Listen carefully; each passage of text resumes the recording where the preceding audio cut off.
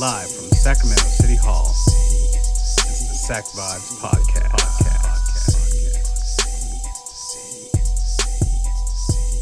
Good afternoon, everyone. It is November 19th, 2025, and you're listening to SacVibes, the local government podcast that educates, engages, and empowers residents of the city of Sacramento. So this is a super special episode, but I'm so excited to introduce anyone. And before we get into that, I'm Danielle, one of your co-hosts. And I'm Greg, the other co-host for SacVibes. And our guest, would you like to introduce yourselves, please? Yes. Hi. Hello, everyone. I'm Mikel, Davila, a senior project manager here with the City of Sacramento's Office of Innovation and Economic Development. And I'm Elizabeth Boyd, a senior planner over in our Community Development Department. Hi, and I'm Melissa Cirone, and I am the Grants and Programs Manager for the Office of Arts and Culture at the city. Woo! Welcome. That is Thanks for not having one, us. not two, but three departments. Three that departments. Are here today. I did it 3 times. So yeah, as you can imagine, we have a pretty stacked agenda for today. First, we're going to go into our council updates like usual. And then we're going to have Elizabeth, Mikel, and Melissa go over a grant opportunity that is now available. That's right. But first, I just want to check in. How's everyone doing? It's cold as heck. Mm-hmm. I don't like it. As Soup you can see season. from the mask, It is soup season. It's delicious. people are getting sick. Yeah, people Not are me. getting I'm sick. not sick on the podcast, but I'm just saying. Right. You were saying about soup, Elizabeth? I mean, soup good. I just made some cream of broccoli and it was delicious. You said Ooh, soup good. Soup good. Soup good. Have you ever seen, not that this is an advertisement, those super cubes? You make soup and then you freeze them into cubes. And you can just Okay. microwave it. And I it's just like saw ready. that for the first time yesterday, and Yeah. I was amazed that they could get them to the right size. And I'm like, Yeah. They freeze it and the cubes are all the same size Yep. and uniform. And then you wow. can just take it out of the freezer, heat up your soup. Oh, that's interesting. Cool. Yeah. I checked out GIS Day downstairs. That was fun. Did you I guys love it. take a look at the No. stuff down I there? peeked at some stuff. I saw, shout out Michael Dobbins on the GIS team. Love him. Yeah, Josh Cannon. there you He's go. our CDD guy. So yeah, shout out to GIS Day. They do Yeah. great work for the city. Yeah. What's CDD again? Community Development Department. Gotcha. Thank you. Oh yeah. Just by the way, no acronyms on this podcast. So what's used GIS, it. Greg? Yeah. Oh, yeah. What's your Geographic Information System. Boom. Okay. wow. Yeah. Hi, I gotta pie myself in the face. Yes. So yeah, GIS Day. We'll hear more about that in council updates because they acknowledged it yesterday. So I'll turn it over to you, Danielle. Okay, so as he alluded, at yesterday's council meeting, there was an acknowledgement of the Geographical Information Systems, or GIS. And so council emphasized the importance of GIS as it's used in everyday life. So everything from public health, you can use GIS to determine where hospitals go. It helps with emergency response planning, insurance, urban planning, and education. So again, thank you so much to the folks who planned GIS Day today. And next time, I don't know if we're going to do it again next year. I don't know if it's an annual thing. It is. But yeah. definitely plan to come out and check it out if you haven't this year. As well as on the docket for yesterday, the mayor and council convened at an offsite location to participate in a strategic priority and goal-setting workshop. So at the end of it, 3 priorities surfaced: economic development, public safety, and homelessness. And these outcomes are super important because the city will be in its 3rd year of a budget deficit. We have discussed on the podcast in earlier episodes that the city is looking for feedback and thoughts about, the city budget. And so please go take that survey. You can see the link on our Instagram if you're following, which you should be, at CE Team Sac.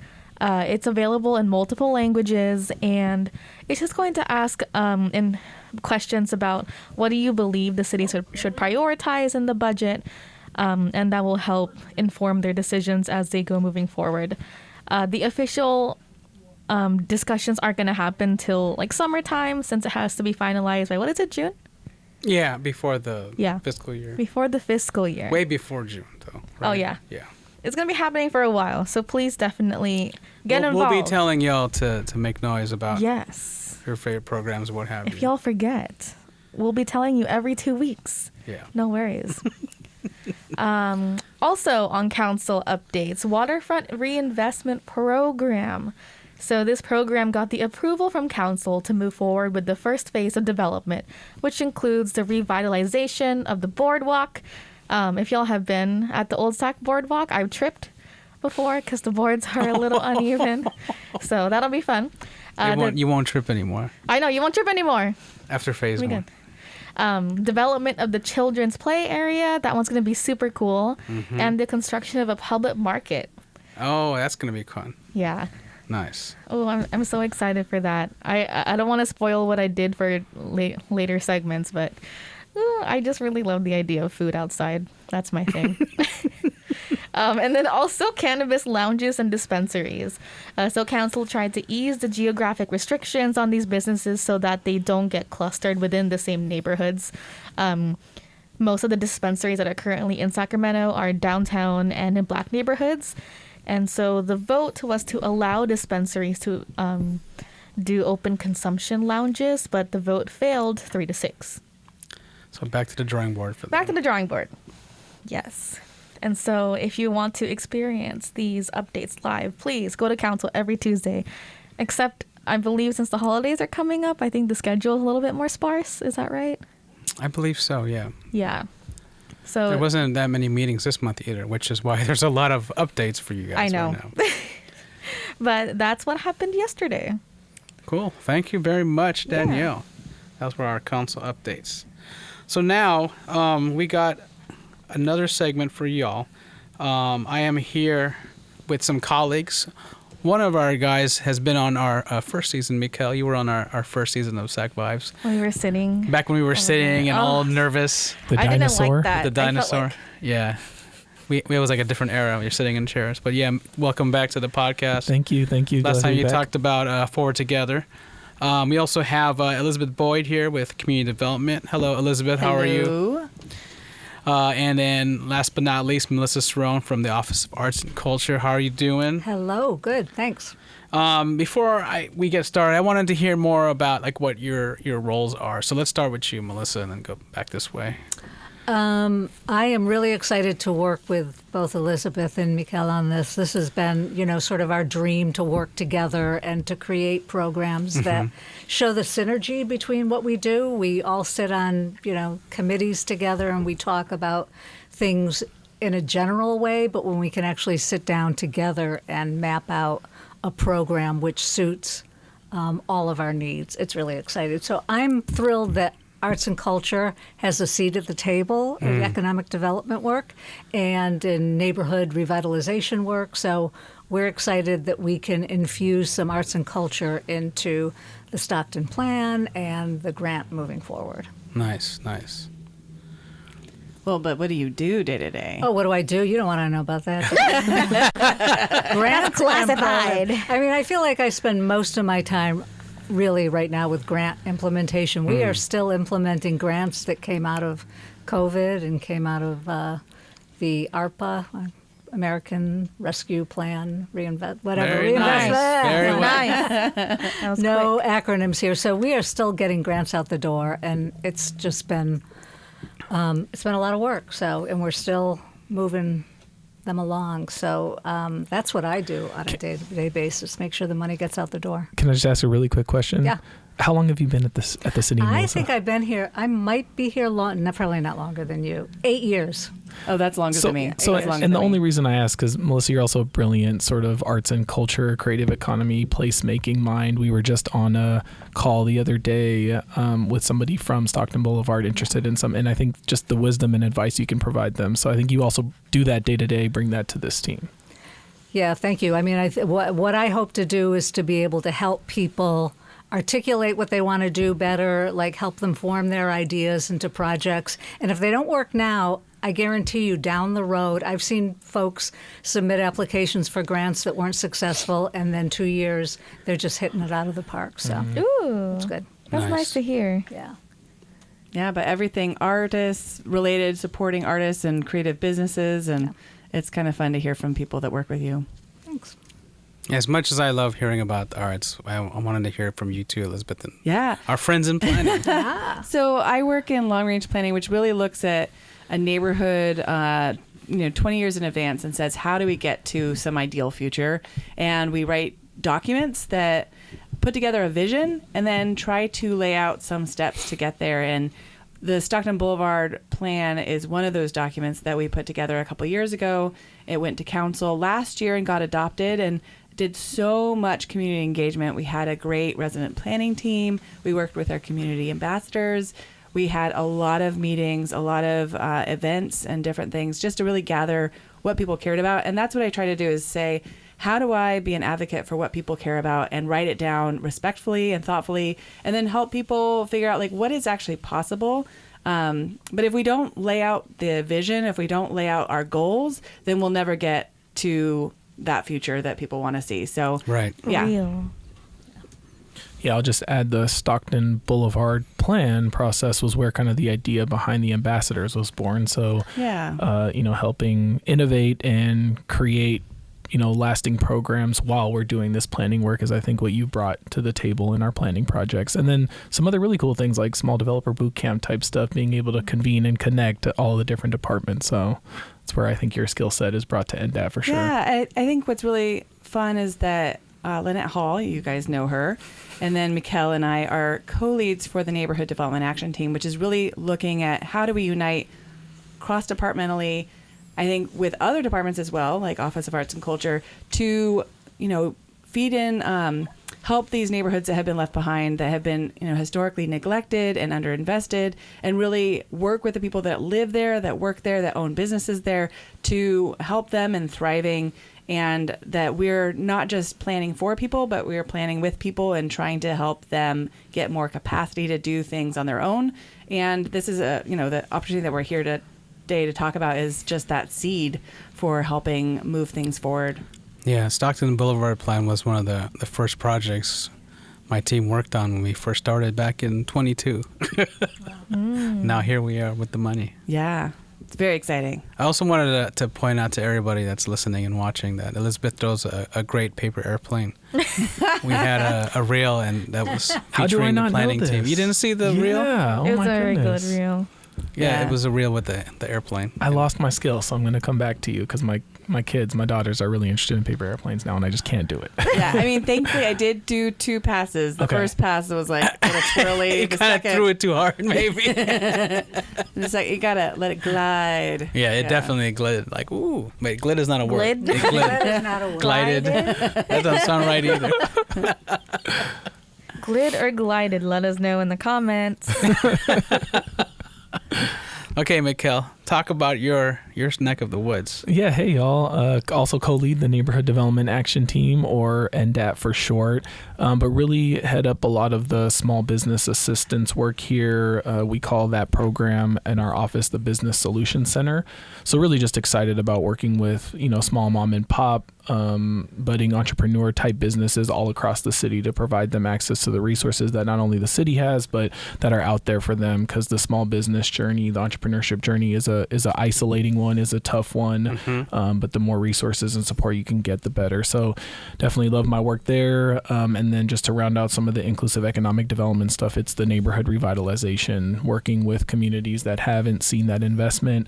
Both try to organize departments, divisions internally, our partner agencies, to work in these communities. So just really excited to be here today with the Stockton Blvd grants, seeing some city dollars go out for these activations and these projects. Cool. So, well, Ron, tell us about this project. I know the plan is hecka long. It's like how many pages is it? Like 700 pages. But it's not that's- technically. That's the whole doc that's linked to. That's including the appendix. Appendices. It's And the like transportation 120 corridor plan. something, Yeah. 130 pages. Yeah. Oh, it's 130 pages for the report. And Yeah, then for the plan. And like then 600 worth of appendices. Yeah. Oh my Oh. goodness. Wow. But that includes all the community engagement feedback that we received. So we did a lot of that. So you've got a lot of comments and feedback that we Sure, wanted to just sure. let people know transparently what we heard. Yeah. So, I did want to ask you, Mikel. you have big goals coming up for this grant. Tell me more about like some of the goals that you guys have for some of this grant money. Yeah, definitely. I mean, first of all, I'm just so excited to be here at this moment. This was a longer planning process, but what NDAT has tried to do with planning is not have these plans sit on the shelf and really see some activation, some movement. So you heard about, and you mentioned the first season, our first pilot grant with following the Forward Together Marysville Del Paso Action Plan. This is sort of a 2.0 version following the Stockton Blvd Plan to put out some funding. And again, just really excited, one, to have the funding be out there, but two, to collaborate with our partners, with Melissa and the Office of Arts and Culture. I think we asked that of our community so many times. Hey, can you all get together, create your shared vision, come to the city with a unified, clear ask? But a lot of times we're, different departments, that could be collaborating. And so I think the opportunity here, thank you, Melissa, thank you to your leadership for collaborating with NDAT, for noticing we have some funding that's going out there. So I think mainly with the Stockton Blvd Plan, and I want to get Elizabeth and Melissa talking more, but is to really seek out proposals from the community that was part of the planning process that can really contribute to addressing some of the needs that are identified in those documents. Yeah, and one thing that's kind of fun about this is that, as I said, we often in planning look 20 years out. I mean, we're looking at way far out there, and some of this money that you have to put together to make something happen can take a long time to do. So I think what was really fun about working with economic development is they're like on the spot. They're like, what can we do today? And this is about what can we do today? What can we do right now to help spark some creativity, to spark some energy, to respect the fact that people put so much time and thought into this to bring their ideas to life in the short term, so that, helps us as we're waiting. And there's a lot of work. There's been a lot of development on Stockton Blvd. We're seeing Aggie Square, and all that has come to fruition. But there's still so much more workforce development to do. There's so much more to build up entrepreneurs and businesses that are there to help people that live there to, maintain their housing. So what are those small wins that we can do now as people wait for the longer term wins that will come later? One of the things that I appreciated looking over some of the materials was, honoring the existing culture that is on Stockton Blvd. There's a lot too, right? Can you talk a little bit more about like the sense of place and how that fits in? Yeah, I think we had spoken about it just earlier, but revitalization, for some reason, I just still haven't found a better term for that. For me, it's always like, revitalize because something either isn't working or we need to bring something new in. And I think with Stockton Blvd and a lot of the communities working, there's so much great work happening already, whether it's from the business community, see Little Saigon, and the businesses, near the Med Center, but all up and down the corridor. And then what better way to sort of, help spur additional investment economic activity than working with artists and cultural organizations. And so, part of what this plan is intended to do is really seed out, the small wins and that are happening, that have been happening, the folks that have been in this community, invest in them, and if it's possible, continue to scale that up.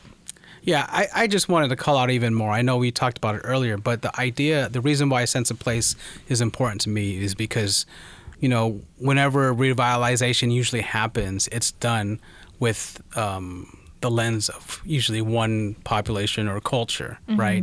And in this process, the fact that you've been getting feedback, you've been doing a lot of community engagement, you're really trying to hone in on who's been living near on Stockton Blvd, having a business there. And I appreciate the fact that you guys are trying to not have the place get gentrified, right? To be able to keep the elements that make Stockton. I didn't really realize that till going to economic development and learning about culture. There's a sense of place is important for communities. And in America, it's really about the commercial places is kind of like one of the hearts or the anchors of like cultural places. And if those institutions go, the community kind of disappears along with it. So I appreciate the fact that you guys are sticking with that and respecting cultures that have been, there for decades. And we've heard so many cool stories about history there. I remember during our resident planning team meetings, we were hearing from one of the women as part of this about stories of the log. Like people would go to the log, and it was basically this big old log that people would sit on and tell stories and hang out. And that's not something that's there anymore. That's not obvious. There was a drive-in theater on Stockton Boulevard. There was? Oh. There was, and people just don't know about these stories. And so there was a theater. There used to be the State Fair was on Stockton. The State Fair was on Stockton Boulevard, where Aggie Square is Aggie now. Square and UC Davis Medical Center are now. And so I think, what I love about Office of Arts and Culture is helping people tell their stories through art, recognizing those, old things that were there and celebrating that culture. Yeah, that's why I'm excited about the opportunity to bring arts and culture to the table in this capacity, because arts really they not only build neighborhoods, but they reflect neighborhoods. They reflect the cultures that are already there. Just don't use AI when you're doing the art. No, they bring out the stories of the people, whether it's poets or visual artists or performers. I love the thought of the creativity that different folks could bring to this project. And for me, what's important also is collaborating with community members. I would rather see, a group of community members coming together and saying, what we'd love to see, and then bring artists along into the collaborative process and say, help us create something that will make our vision a reality. And I think that's the nature of people coming together to do this work. I think you'll like my project that I'm going to present. Exciting. Well, I want to mention, too, that we actually tried to use local artists in the planning process. So a local artist did our logo, which usually you go to a graphics firm for, but we worked with a local artist. We actually had because it was during COVID, we had to have online meetings, and we had a spoken word artist, start out our first big community meeting. And he later did another reprise at a public event. We had some local dancers. We had this really cool Celebrate Stockton Boulevard in 2022, I think. And then again, we did another spotlight on Stockton on 2023, but had local dancers and folks performing. And so arts is sort of embedded into what we did, and we try to respect that and provide some of the planning money that would usually go to a consultant to local people doing that creative work to bring it into the plan and the planning process itself. I remember one of the first assignments I had to do was get one of the local photographers and take him around Stockton Boulevard, meet with business owners to take pictures for all the stuff that's happening now. Yeah. Some delicious food pictures on that. Yeah. Happy Garden with the dim sum. Happy Garden. We also Purple Pig Eats. Quite a few other places too. So. Yeah. So let's get into the meat of this thing. I know there's two different things that we're trying to blend in here, the Stockton Blvd Plan and then the Creative Edge plans. And you'll have time to talk a little bit more about that. And I guess what I want to hear are the priority areas for each of those. Like what are the main things that each of those that this grant's trying to adhere to? Yeah, well, I'll give a start. So when we did all this engagement with the community, we tried to write down what are the top priorities that we're hearing at all these meetings in the written word. And so we grouped them in typical planning groupings. So land use, housing, culture, arts and community character, inclusive economic development, environment, public health and safety, and then community engagement and capacity building. So under each of those, there's between 1 and 6 different priorities. I won't read them all. I think we can share it in a link or we'll share in the notice of funding of opportunity. They're all there.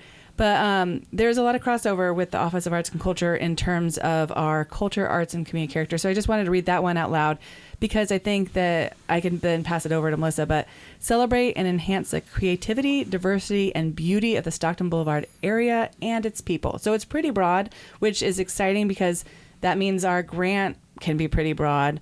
There's a lot of things related to housing and vacancy and other things that if people have ideas around. But I think that the arts and culture really is embedded, and you can go to talk about the Creative Arts Plan and our Edge Plan, I guess, and what it has in it too. Yeah, I think it's going to be really easy for folks to if they're coming up with a project that includes arts, to incorporate the Creative Edge Plan priority is going to be very easy. It's about arts education. It's about cultural equity. It's about infusing all of our neighborhoods with art and culture. It's about raising the profile of artists and bringing artists to the table. So all of those things are part of the Creative Edge plan. Again, it's in the document that anybody's going to look at before they apply. And, we don't ask that everybody fulfill every aspect of everything. It's just find a way to tie what you're doing into the Creative Edge plan, because that's our North Star for our office. So we want to make sure that folks are still doing that. So at least one priority? Is that what? At least one. Yeah. Okay. Yeah. Okay. Good to know. Because I think if you're going for the Office of Arts and Culture portion of the money, then you're easily in with our one, arts priority. But there's so many things in terms of youth workforce training that could also go for, the work that Office of Arts and Culture does, but with a creative bent. There's just a lot of ideas in here that people said are really important and would love to see some thoughtful ideas. And I'm very curious what you guys came up with in terms of your test projects. Someone fund me. You'll see. Okay. I'm doing the evil villain fingers.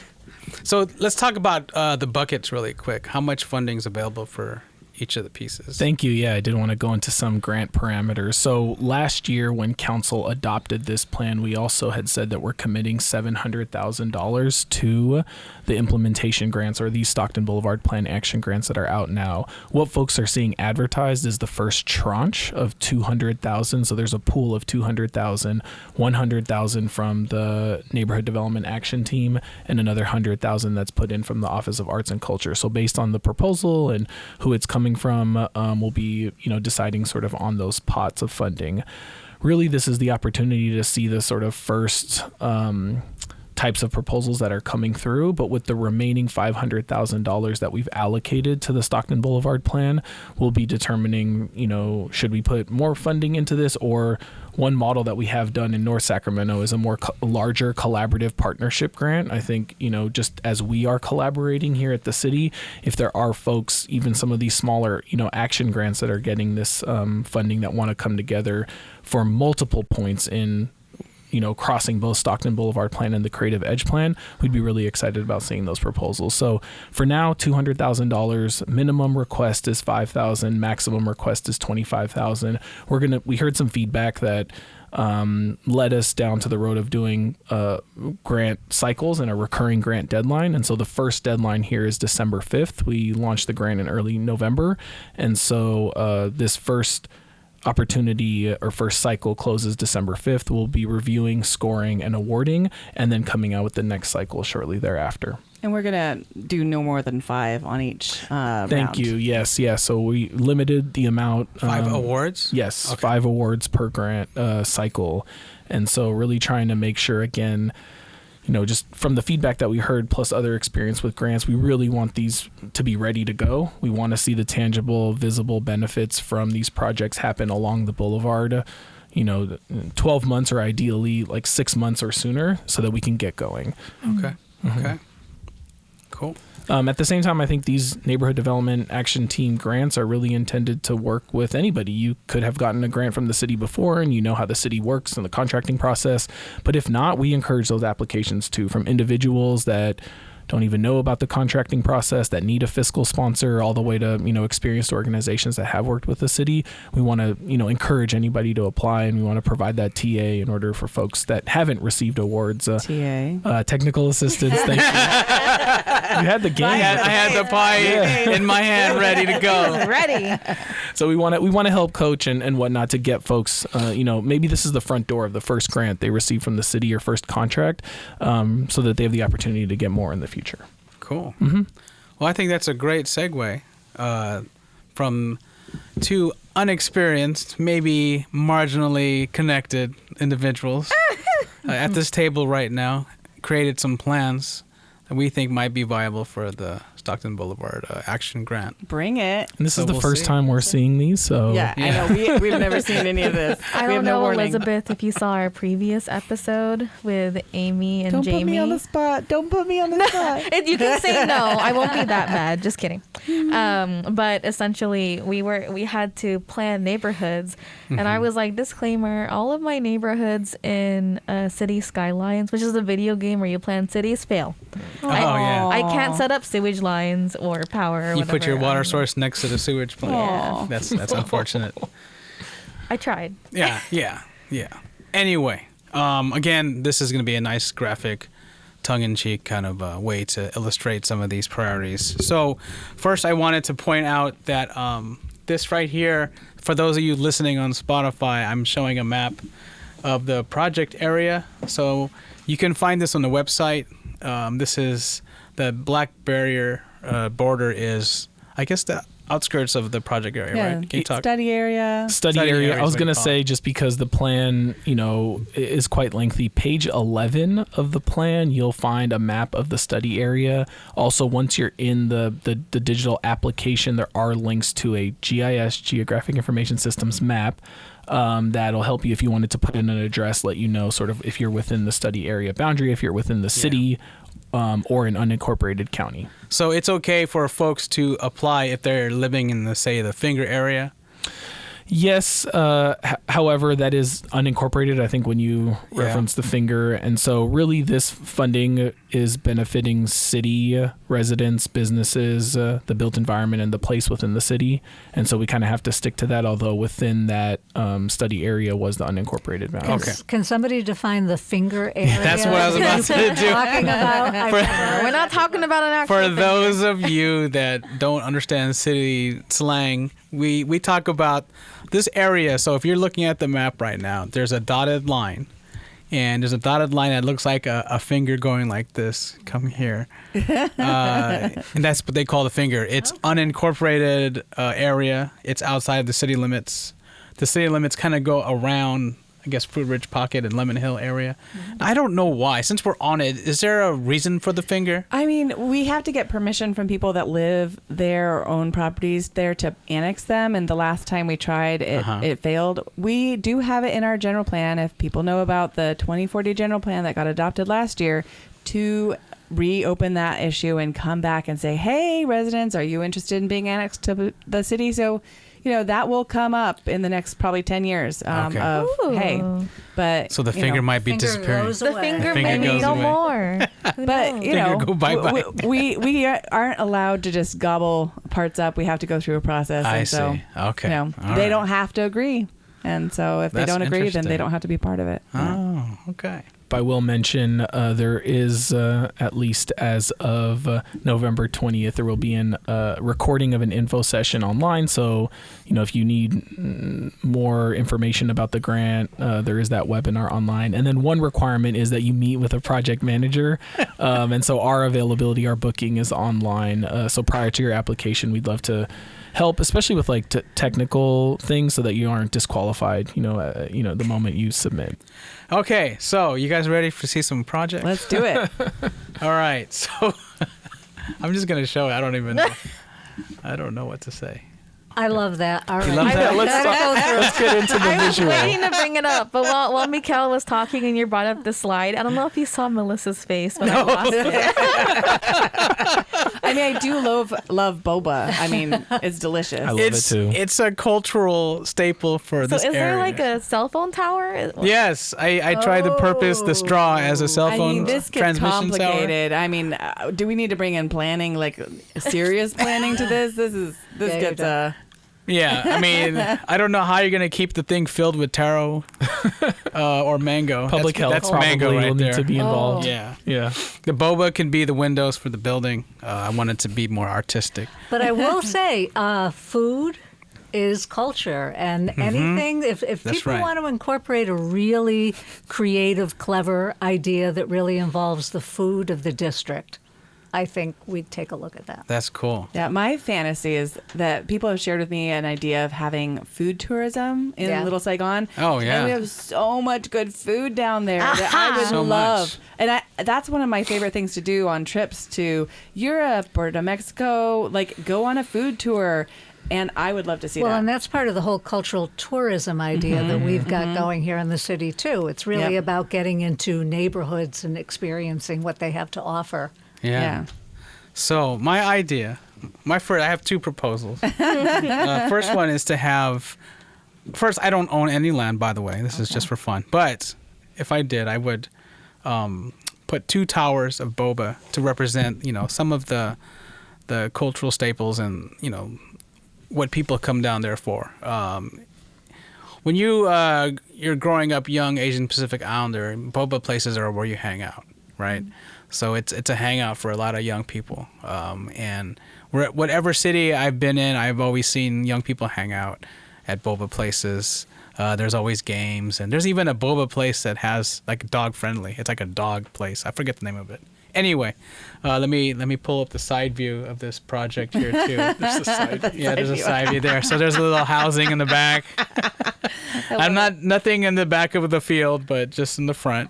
So I don't own the property, so I don't know if that's an issue for my project or not. Oh, I feel like I'm going to be such a downer because there's so much involved with when you actually have something physical in the ground.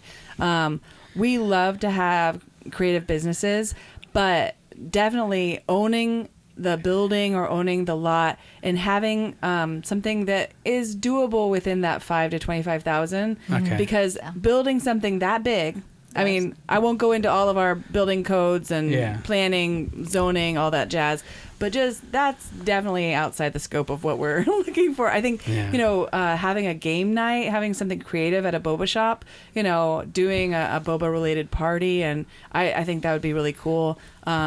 Maybe some marketing for some businesses that are there and finding some creative ways to... Yeah, speaking of marketing, I do have the billboard, electric billboard with the banh mi. I mean, that is definitely an expensive project for sure. And it goes through a lot of zoning and building review. And Mikel said public health too, because the liquid is going to be an issue, keeping it cool and fresh. Yeah. This would be a reject. I love how straightforward you are. I'm like, Okay. But I will say, I mean, one thing as part of the process is, it's recurring. So we want to be able to give debriefs to applicants and be able to share why maybe it's not this program, right? 5 to 25, you're not going to get something like this. You said you're not the landowner. There's a lot of steps. It's not going to happen in 12 months, even if you did have all the funding. What I think is an opportunity to connect to, and I don't know exactly where along the study area or along Stockton Boulevard this is, but there is a gateway project that's in sort of the works. I know it's not, I'm not sure exactly what stages of it in as it's ready to go and fully funded. I think we're still working on it, but something that brings character and identity and that's a built environment piece is not uncommon in other sort of neighborhoods or commercial corridors, and so something like that is like a great idea to reflect the identity there and almost like staple it into the ground, like the gate in Chinatown.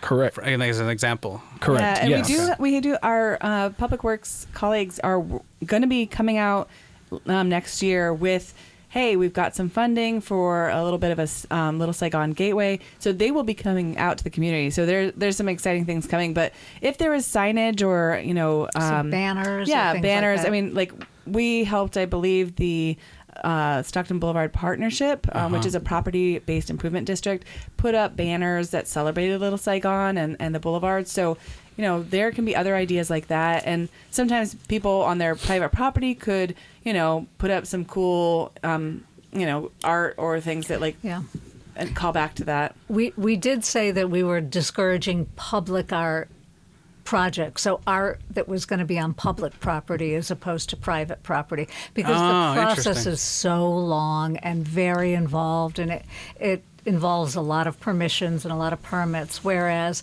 if you've got a private piece of land, for example, if you want to do a mural and the owner of the building really supports the mural and the community supports the mural, that's very different than choosing a sidewalk in, Right. the public. Okay. I Yeah, see. I was Okay. actually, I did a really cool trip in Poland this a couple months ago, and each city in Poland has like a theme, and we were visiting, I will not pronounce it correctly, but Krakow.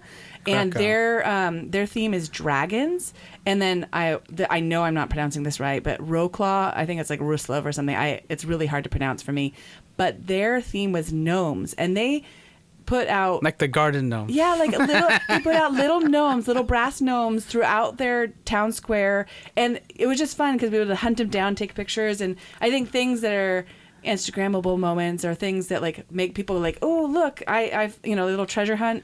I could see us having like, what is the thing that Little is bobas. little Bobas everywhere. Yeah, like- Each like an Instagram friendly shot of the little Boba Yeah. sculptures. Or like Pokemon Go, an AR Yeah. version. yeah. Oh. Nice, yeah. Ah. Vancouver. It reminded me of the Vancouver, and they had this bear thing where they had to they had different artists paint bears. Yeah. The same bear, and they had them all over the city too. Like a scavenger hunt type. Yeah. thing. Yeah. Nice. Well, we have a few more projects to get through. I know. Okay, I want to hear let's more. go. So Just my last thing on this one too, this is Greg. a I no would, here, if I you came guess. in for the application, I'd say no, and let's connect you. Right, there are efforts going on. So I think part of it is we sit at a place where we can see many different projects, and a lot of times people have great ideas, but other folks have those. So we can get you to connect Yeah. with the folks that are Love doing a that. gateway It's not project. just a no.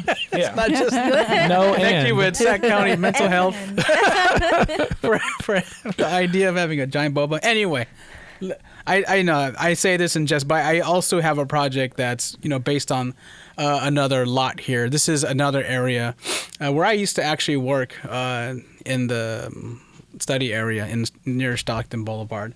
My other project is actually to have some kind of like in this neighborhood. I used to come across older women from like Mian community, Hmong community, selling papaya salad, selling different food in the area, and they would just do it like sitting on the sidewalk. And so I wanted to create something that kind of gave them a place to do that, like a little marketplace. You can see here on the right side, I have little pictures that can kind of send the vibe of like what these little markets could be like. And then on the left in the picture, you see there's like a little stage right there, that little thing here. And this is like the courtyard where people can watch and have vendors or just sit and watch the show. And then little decorations around the side just to kind of repurpose an area. And this is all hypothetical. I know it's actually a soccer field. I'm not going to take away a soccer field from the kids. But what about this project? Is this something that's more suitable, or what do you think? It looks expensive to me. Oh, it looks expensive. It is. I think also it looks expensive and a lot of approvals required. I think what's exciting about this idea is that there are spaces where an event or a recurring event could happen. Oak Park, what is the park called? McClatchy. McClatchy. Okay. So they have a little shell that doesn't always get used. That maybe there's something where we could have a activation of that and have some cool things. There are pieces of property that are already there's something there like Lawrence Park, I believe.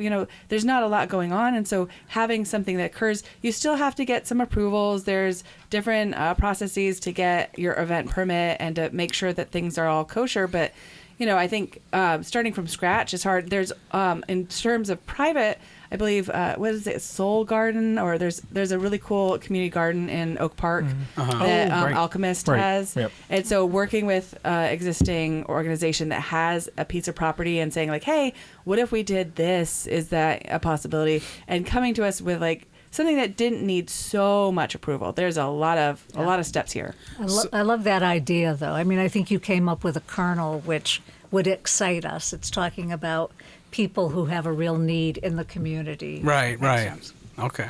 I was going to add too, I think, if it's a complete startup, that's, I think, another set of questions. But if something's already happening and you're building upon an existing culture, vendors, like I could see, especially, aligning with what Elizabeth's saying, a space designed for this, but something at the next scale up, right? Maybe it's not all this built built-in furniture and it's not permanent, but is there one activation that can happen within a budget that at least brings it to the next level from just a very informal thing to just a little bit more, and continuing to test if those vendors want to keep working on it or if there's somebody that can organize it or whatnot? I could see something at that scale. Again, this fund is really trying to seed some ideas and if they work, kind of see what the next path is to scale them. Okay.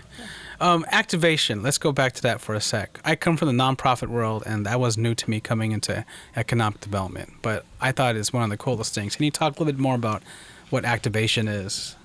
That's a big piece of the plan, activating vacant or underutilized not only properties but buildings, right? And so what can we do along the corridor or in pockets where there's potential for something to be activated, and what's happening in the community? So this is a good example. If neighbors are coming out every Friday to do this, how do we sort of support that at the city, right? Yeah, I mean, activation just means bringing life somewhere. And we keep on talking about these vacant buildings or underutilized buildings, and there is fire considerations. Once again, I feel like a downer, building code, fire. But that's real, though. That's real. That's real. And people have to consider that, because we would love to see like pop-ups taking some of these buildings off of Stockton Boulevard and becoming something really interesting. There's some really cool artist work. I don't know if you want to talk about Art Street or the Art Hotel or anything, but there's some really cool like temporary activations where it was like a museum for a week and people would walk through. Oh, wow. And it was so cool. No, I mean, I think that's what we've talked about a lot, because we know there are a lot of, first of all, we know there are a lot of city buildings that are unused, but there are other privately owned buildings that are unused or won't be used for a certain amount of time, which doesn't mean we can't bring life to them for even a short period of time. And artists get really excited about coming in and looking at the possibilities of what could happen in those spaces, and those are much easier to implement. Okay. Yeah, and if a building is already in use, it's much easier, because if a building's been sitting there for a while, we might really want to see it activated, but then we get into fire and they're like, there's some issues here. We're not going to allow 100 people through this building. Oh, because it could be like a vacant or... Yeah, I mean, we don't want to have condemned. A hazardous thing come on. That would be terrible. Right. But there's some really cool spaces that people already have that we'd love to see some events happen there, some testing. Similar to the vending, I mean, you brought it up, but there's the public health concerns, all the vending permits. We'd want to make sure that is also all included when we look at a project. God, now I'm scared. I feel like I'm on Shark Tank. Part of it is education, though, because this is real, right? These are the real things, and so we want to make sure we can get that out there. Okay, so we have two more from Danielle. I'm going to move over to her proposals here. Are you ready, Danielle? Yeah. Okay. Like I said, I feel like I'm on Shark Tank. But I feel like this kind of also incorporates Greg's. So for those of you listening, this is the food truck park and food hall I idea. get there. You have to address the listeners. They can't see. I know. Okay. So I'm just saying that this kind of addresses Greg's want for like a community space, but my proposal is for like a pop-up food truck park or a night market. And so for those who are listening, there are pictures on the screen, very in-depth Canva pictures that show what a food truck park or a night market could look like. And I guess my idea was that like maybe there could be like a parking lot takeover like regularly, like once a month or so, where you would have local vendors come and sell food, merchandise, all that. And there's like food and like shirts and art. Oh, I see a sorry store. There's a sorry store. Nice. Stores there. And That's a Filipino convenience store. Oh, okay. Thank you. What I would say about this one, I like this idea, and this is where we would get into capacity. Have you ever done anything like this before? Are you working with people who know how to do this? Because you could come up with a great idea, but if you don't know how to implement it, or you can't demonstrate to us that you've either had experience or you're working with people who know how to implement it. That's what would make it probably less of a great idea. And just on that point, one tip I give folks is filter your proposal through the scoring criteria that's actually listed in the guidelines, so you can take a look at it: objectives and impact, need and equity, and feasibility and capacity. So I think just that's a good reminder for folks.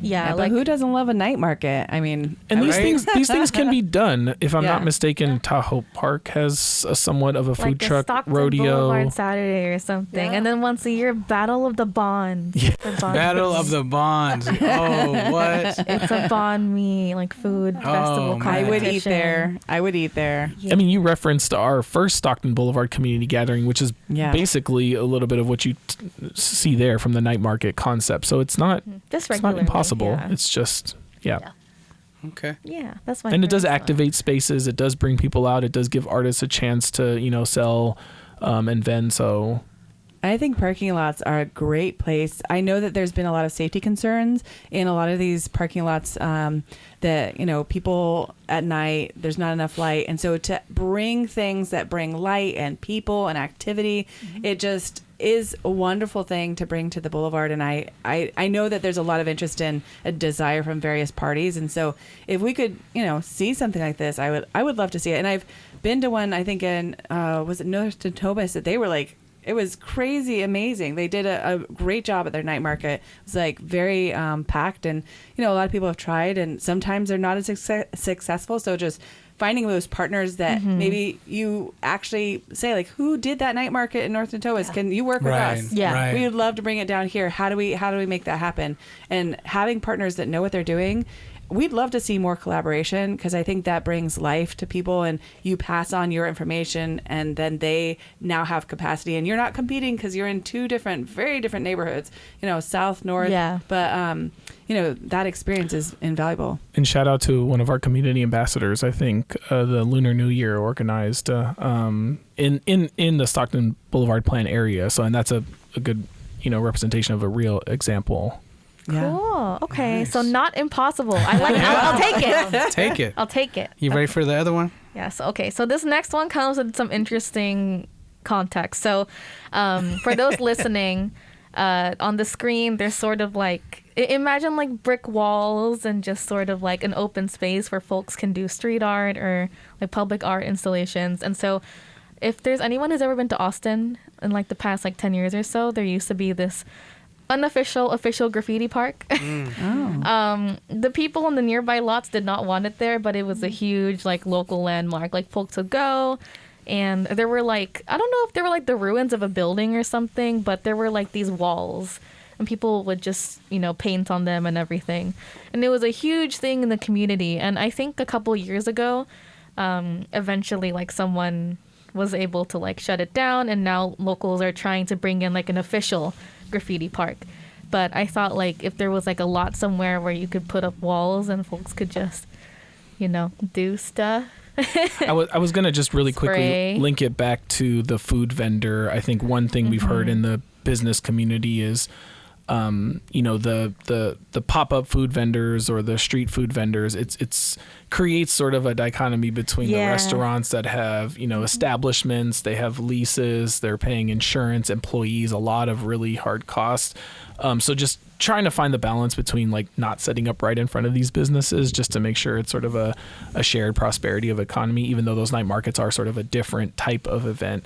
And I think you had mentioned it here too. Maybe the neighbors don't Yeah, love this that's the idea. thing. What I do like is just the organic nature of it, right? And that it was grassroots. It came about and became sort of a tourist Because destination. it was just sort of like a rundown lot, and then people overtook it, and now like people would come in from like all over, like cities, countries, and they would just make their mark on there. That's cool. Kind of like the locks on that one bridge in France, I guess. Oh, Technically not allowed. like the gum wall in Or like the gum Seattle. wall. Yeah. Yeah, exactly. Like not technically allowed, but like just maybe like an empty lot, and then there were just these like abstract like shapes or something that people could, paint. I see your face, Melissa. You want to say something? No, I just have, see, my face says everything. I have a lot of ideas, and they're sort of both sides. So so yes to all the positives about that. I love that kind of, graffiti kind of The energy. energy of just going out and making your mark. How long is it going to be there? What happens if it gets defaced in some way? Who's maintaining it?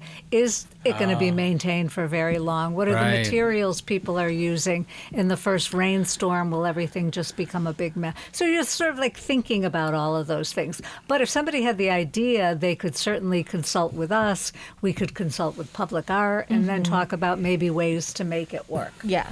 Yeah. And like I said, in Austin, it was very contested. But like, I just thought it was interesting how it was so loved that even after it was shut down, people are trying to make it an official thing, that it's more regulated, more maintained, and all that. So, Where is that at, that project? I'm just curious. like in Austin, I mean, like, where are they at in the process? I think they're like constructing a building for it. Oh, wow. Yeah. Oh, cool. That's interesting. This must be that popular, though. It was very popular. Yeah. I was actually so sad when I learned it shut down.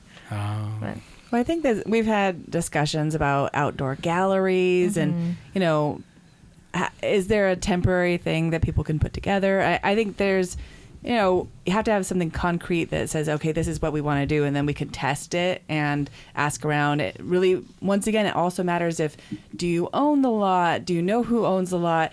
I know that there's some vacant lots that have development planned for them in the next year. Maybe until that's done, they want to open it up and have something, that has some activity and, but it's hard to say unless you have a very specific, here's where we're looking at, here's who owns it, here's who wants to operate it, and here's our ideas. But I think it would be really cool. And I remember talking to Donald Gensler in Public Art about some, pop-up, like a pop-up art thing where you could have temporary displays of things and people could, interact with them. We were talking about it for some engagement. I think actually also for Forward Together, we were talking with someone about that, and they did it for ice blocks. I believe they had like this little installment where people could walk through and experience a game. I don't know. It was Different rooms I and wasn't stuff. there, so I think that there's a lot of creative ideas about art, mostly temporary. I think it's hard to have something like that be a permanent structure because of just the nature of this flow of movement. But Yeah, you who can knows? you could do some kind of, and I don't know the materials specifically, but plywood that is treated so that Yeah. you could paint on it, and then eventually it could be taken down and taken away after a certain period of Yeah. time. And the only other thing I would say is always best if the community is informing what type of work that's happening there. So Yeah. it doesn't feel like folks are coming into the community Right. and putting their stamp on it. That doesn't feel organic Right. to the neighborhood or the Yeah. community. Whereas community members or residents are involved. doing something with that space. Yes. Ah, okay. Good to know. cool. Okay. That's helpful. Good Thank you for examples, the Danielle. feedback. Yeah. Yeah. So it sounds like where you put these projects could make it a really different thing Yeah, in terms of for sure. not just for this, but just for like approvals and permits and what have you.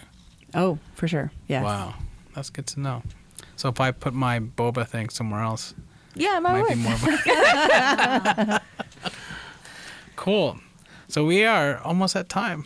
I think we Yes. are at time actually. We are at time. Yeah. So thank you guys for coming on today. Is there anything else you want to drop really quick about the grant project or anything?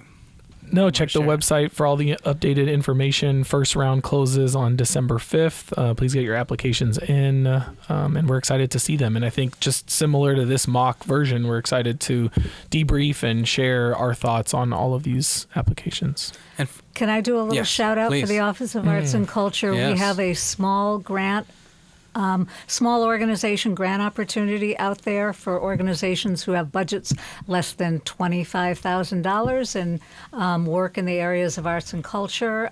Grant is open now, and I think it closes December 4th, I think. is there a purpose or priority that you're looking to? Nope, this is just general operating support. You need money and you fit into that category, please apply. Oh, Okay, wow. December That's 4th nice. Yeah. and Good to December know. 5th for Stockton Blvd Plan. Get on that money. Yeah. Get the money.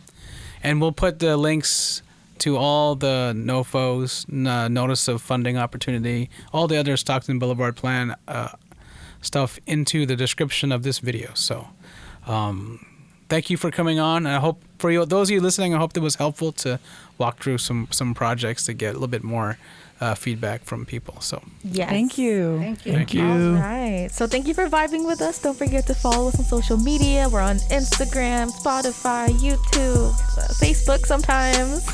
And yeah, we'll vibe with you next time. Bye. peace.